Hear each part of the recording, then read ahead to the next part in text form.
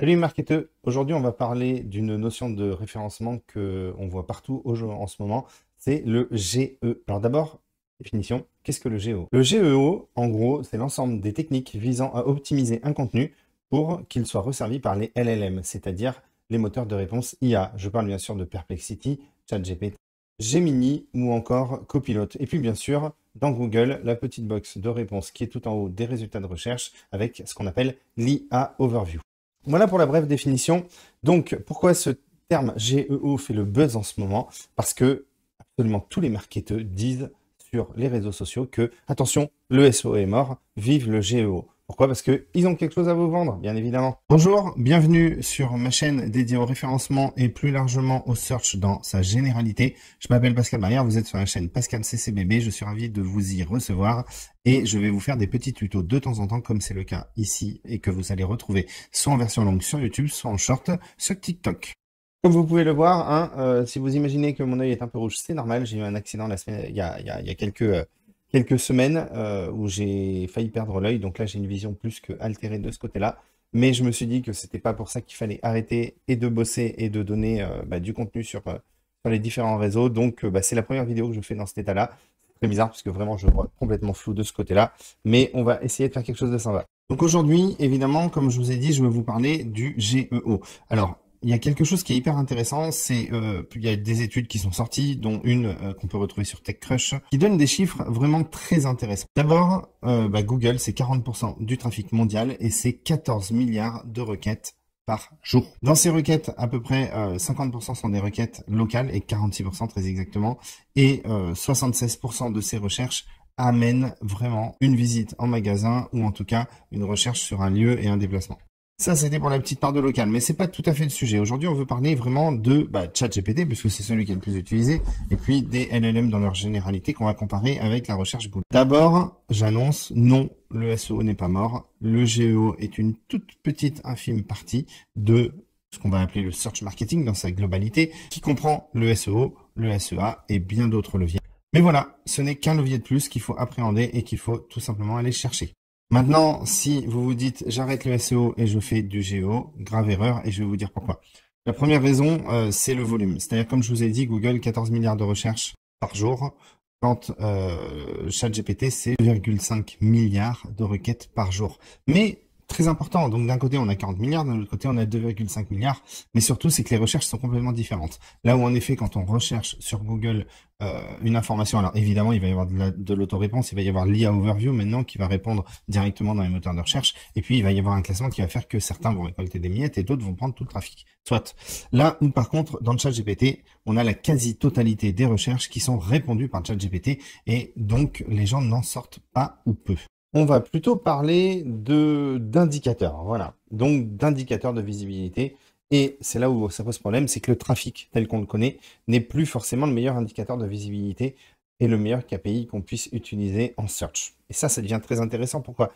Parce que du coup, on va manquer d'outils, on va manquer de data et ça va être très compliqué de faire comprendre à des clients, des prospects, etc. que il faut être multicanal, alors qu'on n'aura pas spécialement de data pour leur expliquer que tel canal va apporter tel résultat. Et c'est là que du coup, l'IA vient mettre le bazar dans notre métier. Pour faire court, le SEO, c'est un classement sur un moteur de recherche, des CTR, c'est-à-dire des clics vers le site, et un trafic. Le GEO, c'est très différent. C'est des citations, c'est-à-dire le nombre de fois où on va être cité dans des résultats qui potentiellement peuvent mener la personne à pousser sa recherche sur un autre support et venir vers nous. Pourquoi? Parce qu'on a été cité comme une référence. D'accord? Ce sont soit des citations, soit des résumés IA ou de la visibilité sans clic. C'est-à-dire que quand on dit de la visibilité sans clic, c'est-à-dire que vous allez avoir un contenu qui va être repris par l'IA, qui va être transcrit dans la box de ChatGPT ou de Gemini, et il y aura une mention de votre site internet en bas comme source de référence. Après, que les gens cliquent sur cette source, c'est ultra rare. Mais en tout cas, vous avez été cité, noté, et donc du coup, ça vous apporte un indicateur de confiance. Il y a aussi beaucoup de choses qui changent en termes de façon de faire, c'est-à-dire que le SEO, c'était beaucoup du contenu, des balises, des mots-clés, des liens. Là où le GEO, ça va être du contenu conversationnel. Ça va être aussi beaucoup de données structurées, des foires aux questions, des questions-réponses, des données fiables et de l'autorité. Vaste sujet qui est l'autorité. On va faire un parallèle, autorité, lien, mais pas n'importe quel lien.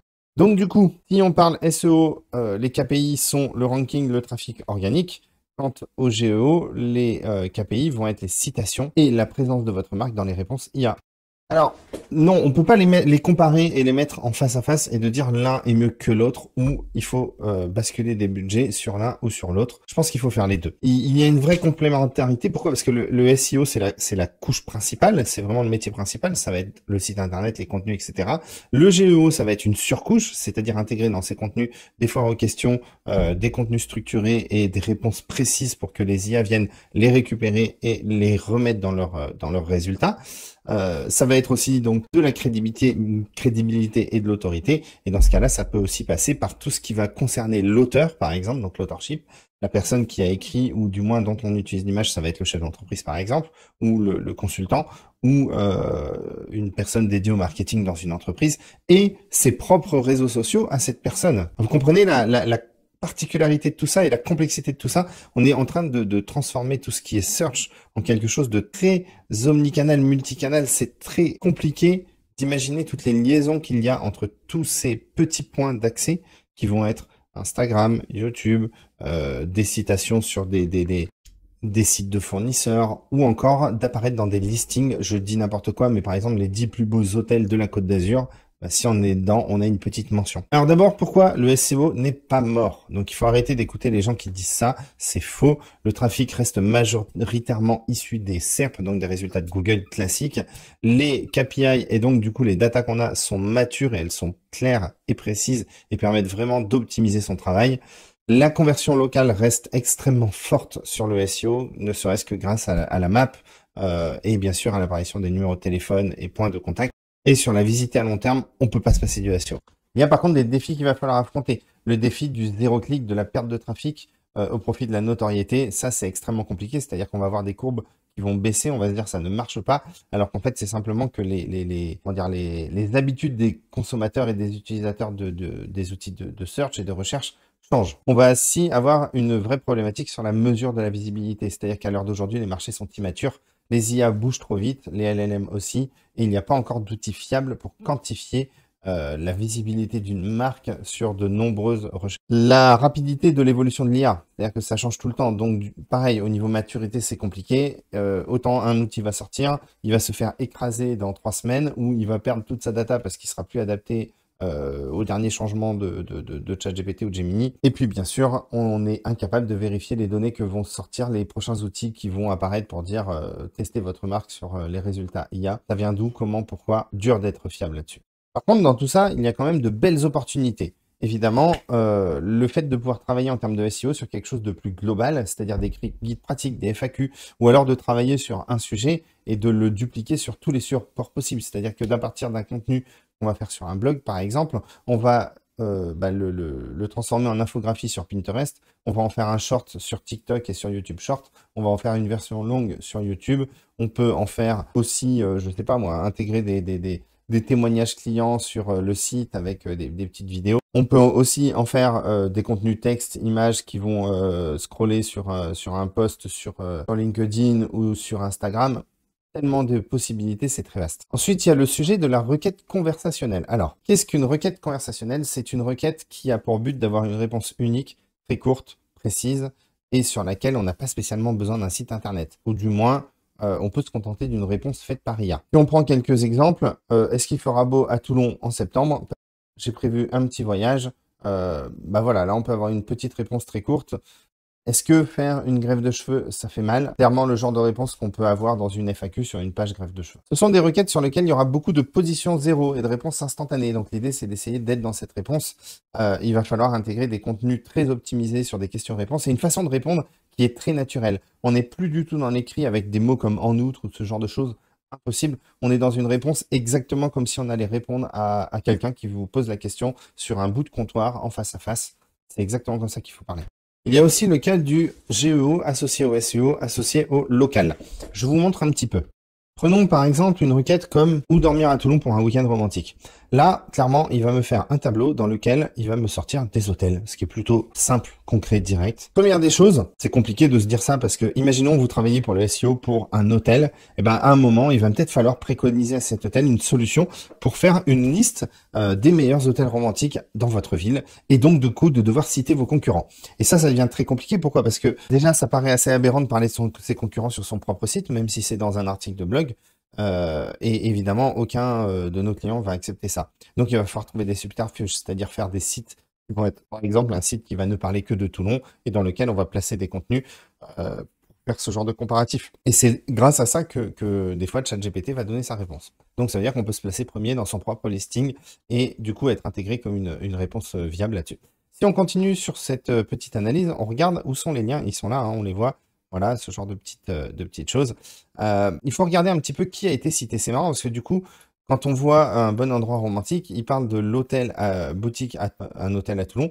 Mais par contre, c'est pas le site de l'hôtel, c'est le site du groupe. Hein, un groupe qui a plusieurs hôtels. Et c'est ça qui est intéressant, c'est qu'en fait, il le cite. Pourquoi? Parce qu'il est déjà dans des listings sur le propre site de son groupe. Très important. On voit aussi du booking, listing, TripAdvisor. Évasion romantique, je sais pas ce que c'est, mais c'est plutôt intéressant à regarder. On a quoi? On a chambredhôte.fr, on a Hôtel Escapade, ça on peut aller voir, si c'est pas le site de l'hôtel, et un site avec des love rooms à Toulon. Donc en fait, il a essayé de trouver plusieurs thématiques, mais en tout cas, il cite très peu de sites d'hôtels. Alors du coup, je vais regarder celui-ci, c'est quoi Évasion romantique? Bon bah c'est un annuaire spécialisé dans les trucs romantiques, d'accord?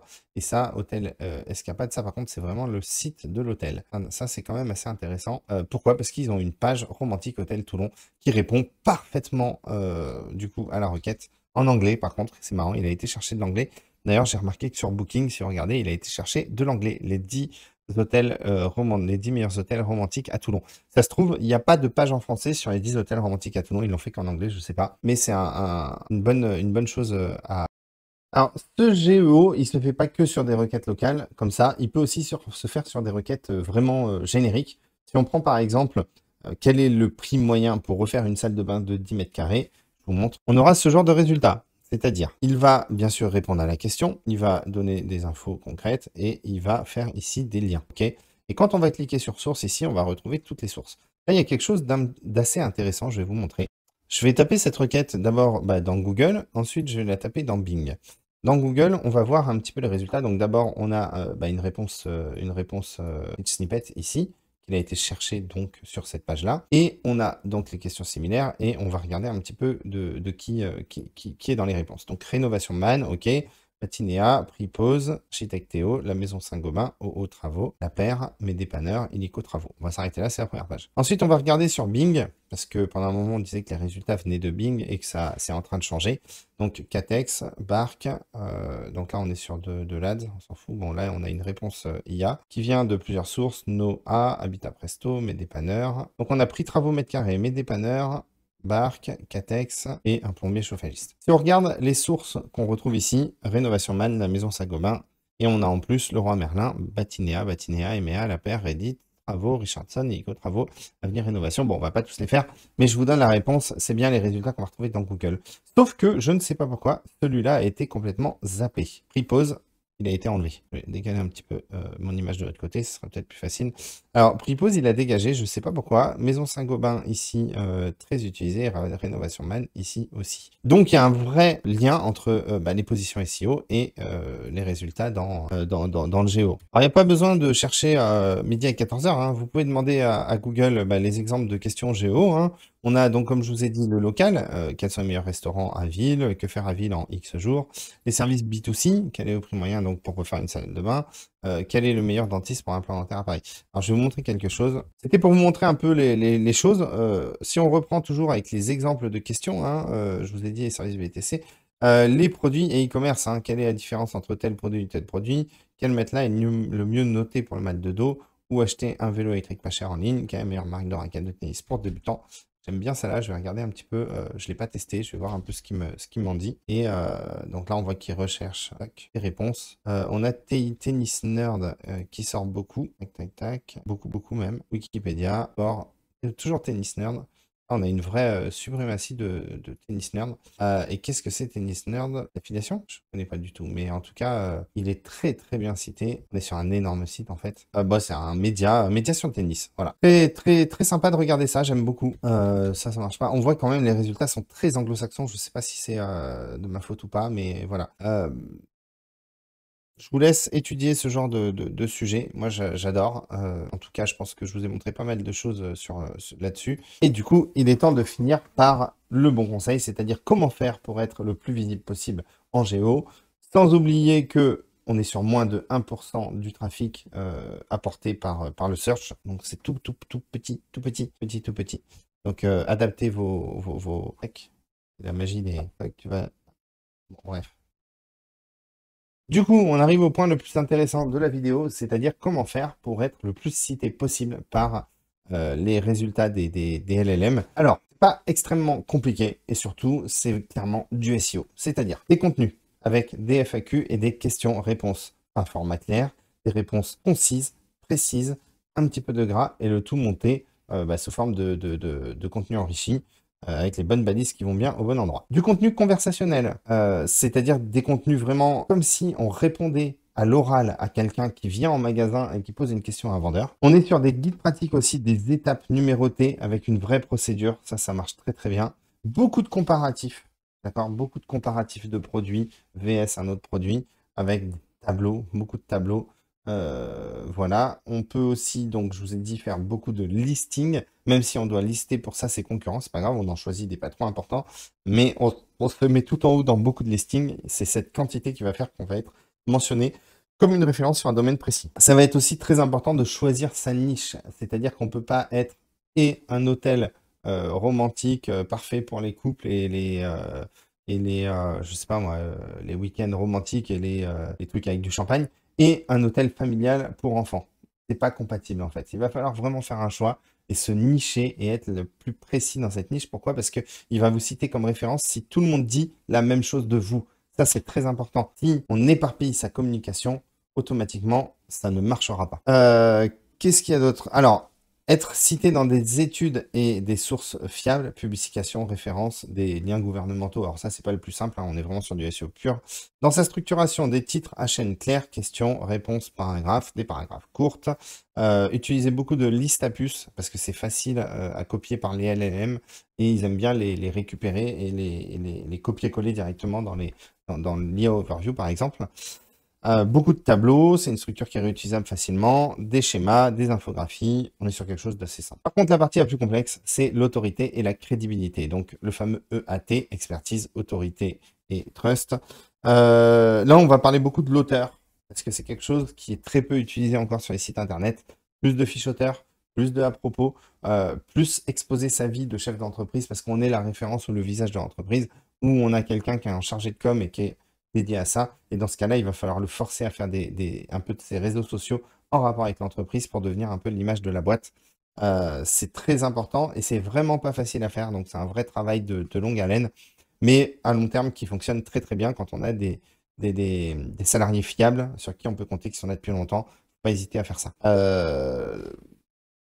Alors, il y a aussi le côté mise à jour régulière de ces contenus. Alors là, c'est du SEO pur, mais en tout cas, le facteur clé de la fraîcheur et de la date d'un contenu est très important pour les LLM parce qu'ils veulent toujours être à jour. Donc, si on met une date dans son contenu de publication, c'est aussi très important. Et de citer ses sources dans ses contenus, que ce soit en bas ou directement dans son contenu, bah, ça donne de la crédibilité au contenu. Il sera plus susceptible d'être utilisé par les LLM. Enfin, au niveau technique, les schémas, hein, donc les formats de données qu'on peut utiliser pour les FAQ, les how-to, les products, les local business, ça, c'est très important. Un maillage interne qui est très clair, lié à comprendre le contexte global d'une page et des pages qui vont vers elle. Et puis, bien sûr, la vitesse du site, parce que les IA crawlent énormément en ce moment. Donc, il faut la laisser crawler, hein, sinon on ne sera pas cité. Et il faut avoir un site qui soit vraiment mobile first, hyper rapide. C'est un vrai critère important.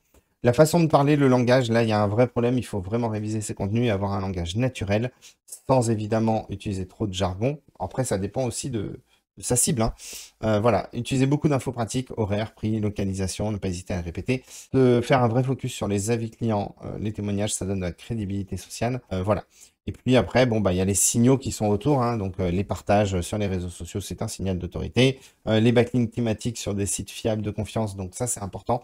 Essayez d'avoir toujours des liens, alors évidemment, si possible, sur des listings et sur des sites qui sont vraiment dans votre thématique. Et puis, bah, la réputation en ligne, c'est la brand motion, les commentaires, les citations, voilà, tout ça, c'est pour moi, c'est du SEO. Donc, le GEO est une part entière de SEO. Faut arrêter de regarder des mecs qui sortent de nulle part qui vont dire je vais vous optimiser sur le GEO, machin. Les mecs n'ont jamais fait de SEO. Je vous le dis clairement, ça sera pas terrible.